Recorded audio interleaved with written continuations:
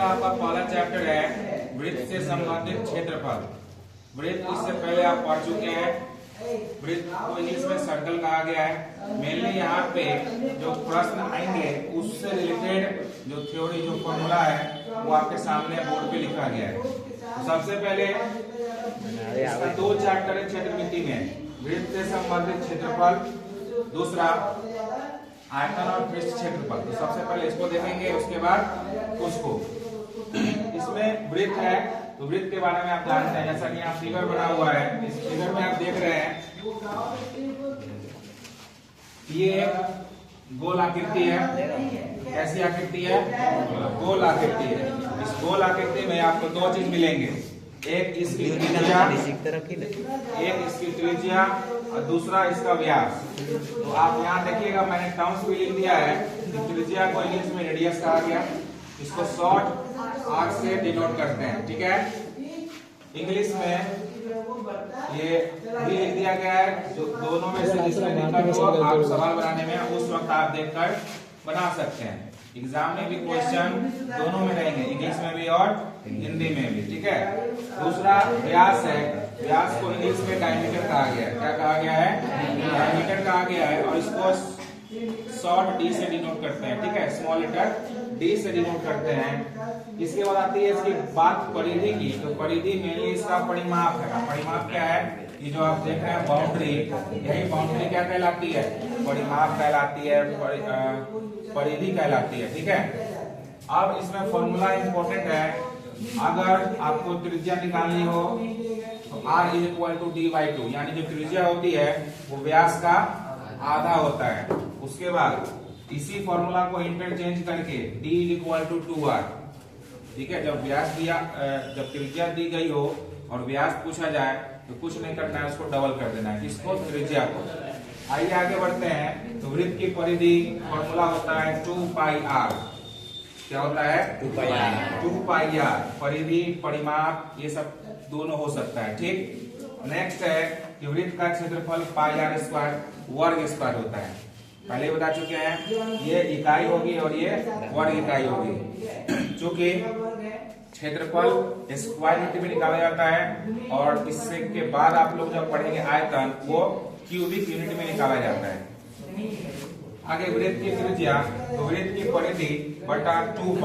अगर वृत्त की त्रिज्या निकालनी हो कब? जब वृत्त की परिधि दी गई हो, व्यास न दिया गया हो, वृत्त की परिधि दी गई हो, तब उससे आप डायरेक्ट निकाल सकते हैं वृत्त की त्रिज्या। फॉर्मूला होता है वृत्त की परिधि बटा 2π। आगे देखेंगे, हमने यहाँ पे कुछ इंपॉर्टेंट टर्म्स लिख दिए गए, ठीक है, जो आप लोग के लिए लिखा गया है। क्या लिखा गया है कि पाई एक यूनानी अक्षर है। क्या है? एक सिंबल है, याद रखिएगा। इसका कुछ मान निर्धारण किया गया है। पाई का सर्वप्रथम मान किसने दिया था? आर्यभट्ट ने दिया था, ठीक। पाई का मान 22/7 अथवा 3.1416 तक जाता है, मतलब बहुत जाता है। लेकिन सवाल करने के प्रक्रम में आप 2 दशमलव स्थान तक उसका वैल्यू लेते हैं, यानी कि 3.14 तक का वैल्यू लेकर के आप सवालों को सॉल्व कर सकते हैं, ठीक है। पाई एक परिमेय संख्या नहीं है, पहले बता चुके हैं। वास्तविक संख्या में पाई एक परिमेय संख्या नहीं है, लेकिन इसका जो वैल्यू 22/7 वो एक परिमेय संख्या है, चूंकि ये p/q के फॉर्म में है, ठीक है। तो याद रखिएगा, पाई अपरिमेय है और 22/7 परिमेय है। आगे देखिए, एक और वृत्त की त्रिज्या निकालने का फॉर्मूला कब? जब वृत्त का क्षेत्रफल दिया रहे। यहाँ पे था वृत्त की त्रिज्या, जब वृत्त की परिधि दी गई हो तब। वृत्त का क्षेत्रफल जब दिया गया हो तो वृत्त की त्रिज्या निकालने के लिए रूट अंडर वृत्त का क्षेत्रफल बटा पाई, ठीक है। अब आगे बढ़ते हैं, अर्धवृत्त के बारे में जानते हैं। अर्धवृत्त यानी कि आधा वृत्त, ठीक है, सेमी सर्कल कहा गया है। अर्धवृत्त की परिमिति पर सवाल आते हैं तो इसको दो तरीके से आप याद कर सकते हैं, π+2 × r या π+2 × d/2। अब ये r और d तो समझ में आया क्या है? r त्रिज्या है, d डायमीटर है। अगर आपको त्रिज्या दी गई हो तो इस फॉर्मूला का इस्तेमाल करेंगे, डायमीटर दिया गया हो तो इस फॉर्मूला का इस्तेमाल करेंगे। अगर वो भी नहीं होता है तो r से आप क्या निकाल लेंगे? डायमीटर निकाल लेंगे, ठीक। अर्धवृत्त का क्षेत्रफल भी होता है, इसके भी दो फॉर्मूला है, 1/8 r के टर्म में और d के टर्म में। तो ½ × πr²। कुछ नहीं करना है, पाई आर स्क्वायर को हाफ कर दीजिए। दूसरा पाई डी स्क्वायर को 1/8 से मल्टीप्लाई कीजिए, यानी 1/8 पाई डी स्क्वायर। दोनों फॉर्मूला आप इस्तेमाल कर सकते हैं। मैंने आप एक ही फॉर्मूला याद रखिएगा, उससे भी काम आपका हो जाएगा। आगे वृत्ताकार वलय, इसको रिंग कहा गया है। तो रिंग दिखने में कुछ इस प्रकार का होता है, जैसे रिंग जो हाथ वगैरह में पहना जाता है, तो उसमें दो वृत्त होते हैं, एक आंतरिक और एक बाहरी। आंतरिक और बाहरी वृत्त क्या क्या है देख लीजिए। तो बाहरी वृत्त का यहाँ पे आप देखेंगे कि कैपिटल आर रेडियस है, समझाने के लिए लिख दिया गया कैपिटल आर, ठीक है त्रिज्या ही, क्या है त्रिज्या ही। बाहरी वृत्त का त्रिज्या कैपिटल आर और छोटी का स्मॉल आर, ठीक है।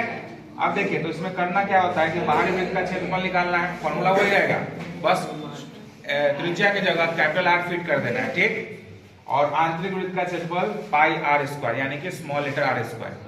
अब इसका क्षेत्रफल निकालने के लिए करना क्या होता है, जैसे हमको केवल इसका क्षेत्रफल चाहिए, जो आप देख रहे हैं ना स्केच किया गया है, इसका क्षेत्रफल निकालने के लिए बाहर वाले में से, बड़े वाले में से छोटे वाले को जब घटा देंगे तो आपका वलय का क्षेत्रफल आ जाता है। तो कुछ नहीं करना है, वलय का क्षेत्रफल is equal to pi capital R square minus pi small r square. इसी को आगे टर्म्स में ऐसे लिख सकते हैं। इसी को और एक तरह से लिखा जाता है a square minus B square के फॉर्मूला पे। तो कभी कभी ऐसा भी आपको देखने को मिलेगा, ठीक। समझ में आ गया।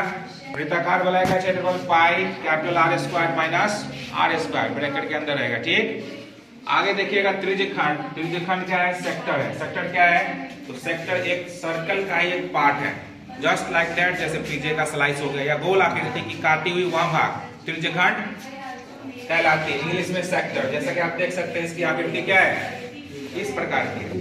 अब देखिए इसमें होता क्या है, तो इसमें रेडियस तो पहले से जान रहे हैं आप, केंद्र से उसके परिधि को टच करने वाली लाइन क्या कहलाती है, त्रिज्या। इसमें दो त्रिज्या लिया गया, ठीक। अब यहाँ पे जो एंगल बन रहा है उस एंगल का नाम थीटा दिया गया। थीटा की जगह कुछ और भी हो सकता था, ठीक है, लेकिन पॉपुलर एक सिंबल थीटा ही दे दिया गया, क्योंकि तो थीटा किसको रिप्रेजेंट करता है, एंगल को रिप्रेजेंट करता है। उसके बाद AB जो आप देख रहे हैं, AB यहाँ इसका चाप है, ठीक। आगे देखिए, मेनली आपको सवाल आएंगे कि त्रिज्यखंड का क्षेत्रफल निकालना है, तो उसके लिए आपको त्रिज्या और थीटा का वैल्यू दिया है। कुछ नहीं करना है, इस फॉर्मूला का इस्तेमाल करके आप त्रिज्यखंड का क्षेत्रफल निकाल सकते हैं। मतलब ये पूरे का क्षेत्रफल निकालना होगा, तो pi r square theta upon 360 degree solve करेंगे, आपका त्रिज्यखंड का क्षेत्रफल आ जाएगा। उसके साथ साथ चाप का भी फॉर्मूला दिया गया है। अगर इसकी लेंथ निकालनी हो तो सीधे क्या करना है, पाई आर थीटा बाई 180 डिग्री, ठीक है। त्रिज्यखंड की परिमिति भी पूछा गया है या पूछा जाता है, तो उस पे आधारित सवाल को बनाने के लिए इस फॉर्मूला का इस्तेमाल करेंगे। मेनली आप क्या जानते हैं, परिमिति या परिमाप निकालने के लिए सभी साइड को जोड़ देते हैं ना।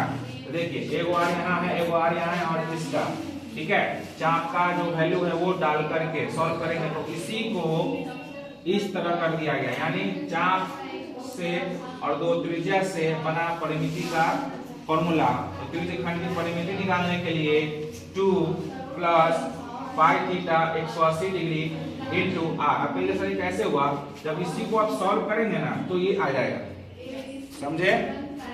लास्ट सेक्शन है आपका वृत्तखंड, सेगमेंट कहा गया। आप उस फिगर में देखिए, उस फिगर में जो रेड कलर से पोर्शन सेलेक्ट किया गया है वही आपका क्या है, वृत्तखंड है, ठीक है। तो वृत्तखंड का क्षेत्रफल निकालने के लिए ये एक फॉर्मूला है, इसको आपको याद रखना होगा। होता क्या है, R square under bracket pi theta upon 360 degree minus half sine theta. चूंकि आप ट्रिग्नोमेट्री पढ़ चुके हैं तो इसको बनाने में दिक्कत नहीं होगा। वृत्तखंड की परिमिति पूछा जाता है, तो L plus pi R theta by 180 degree, जहां L क्या है, चाप की लंबाई है। तो इस तरह से ये सारे फॉर्मूला अगर आप याद करेंगे तो वृत्त से संबंधित क्षेत्रफल पर आधारित प्रश्नों को बनाने में आसानी होगी। इसलिए इस सभी फॉर्मूले को ध्यान में रखेंगे, ठीक है।